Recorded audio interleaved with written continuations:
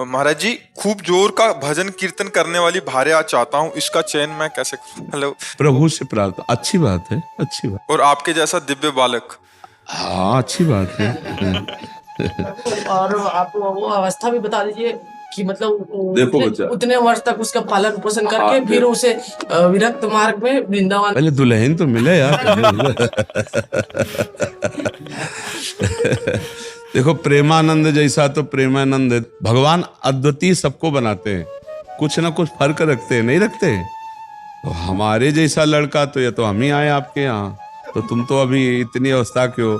अब या तो हम मरे और फिर तुम्हारे अंश से पैदा हो, तब ये बात है। तो ये तो अब होगा नहीं, क्योंकि हमको तो जाना है श्री जी के पास, अब जन्म होना नहीं। तो अब हमारे जैसा मतलब एक भक्त समझो, भक्त पुत्र पैदा हो, लेकिन हमारे जैसा भक्त पुत्र। महाराज जी, उससे पहले पत्नी तो आ जाए।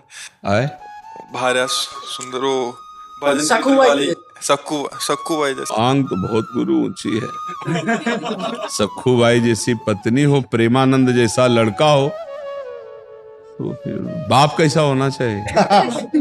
बात ये तो देख, तुम्हारी मांग तो है, जैसे नहीं मतलब हीरे का हार हो, स्वर्ण की करधनी हो, तो रकम कितनी तुम्हारे पास? बात समझ में आ रही कि नहीं? तुम्हारा साधन बल क्या है? अगर भगवान श्री कृष्ण को पुत्र रूप में नंद यशोदा ने प्राप्त किया तो उनका भजन देख लो।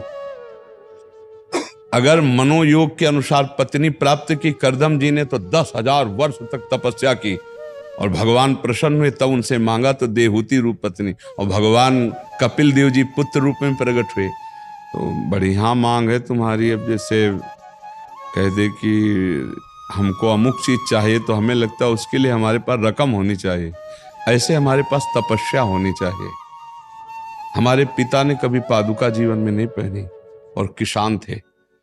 गुरु की पादुका झोली पे, गीता जी, रामायण, गंगाजल, ये साथ 10 बजे 11 बजे तक बैल की तरह मेहनत करते, हल जोतते नंगे पैर, और फिर स्नान करके गुरु की पादुका का चरणामृत पीते, गीता और रामायण का पाठ करते, और खड़े होकर आसपास देखते कोई संत महात्मा दिखाई दे जाए, तब फिर जो भोजन आया रूखा सूखा उसे पाते, और हर समय नाम जप करते हुए। और कभी बनियाइन कुर्ता नहीं पहना, एक नीचे अचला एक ऊपर अचला मार्किन का। भीषण सर्दी में कभी स्वेटर कभी बनियाइन कर, ऐसे महान तपस्वी ब्रह्म ऋषि। 1 रुपया कभी बेईमानी का नहीं आ सकता, एक भी कोई अधर्माचरण घर गृहस्थी में नहीं कर सकता, मोहल्ले में प्याज लहसुन नहीं आ सकता। मतलब ऐसे पांडित्य, ऐसे भागवतिक भाव। और शाम के जब पूरा परिवार बैठता, तब भागवत की चर्चा होती, सब भागवत सुनते, अपनी अपनी सैया में जाओ, 4 बजे फिर उठ के फिर शुरू भगवत कीर्तन, भगवान नाम, शंखत ध्वनि, आरती, पूजा और माता जी हर समय। एक 2 खंडा का मकान था, 2 खंड का। ऊपर वाले खंड में राधा कृष्ण की मूर्ति सामने रखे, वो जपे में बैठी रहती हर समय। तब प्रेमानंद जन्मा उनके घर में। पूर्व का ऐसा थोड़ी कर्म, बचपन से ही भागवतिक संस्कार भगवत। तो हम ये कहते हैं भगवान आपकी अभिलाषा पूर्ण कर सकते हैं, पर उसके लिए बहुत तपस्या होनी चाहिए। हजारों महात्माओं का सेवन पिताजी ने किया, हजारों महात्माओं का। 8-8, 10-10 महात्मा रोज आते रहते, सबका चरणोदक, सबको भोजन, सबको आने जाने की कोई दक्षिणा व्यवस्था। किसान आदमी, मेहनत की कमाई।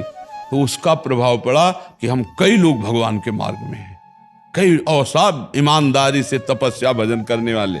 संसार का ऐसा नहीं, साहब नियम संयम से केवल अपने अपने भजन मार्ग में लगने वाले। तो असंभव नहीं है, जब भगवान मिल सकते हैं तो फिर सब कुछ हो सकता है, पर उसके लिए बच्चा बहुत तपस्या चाहिए।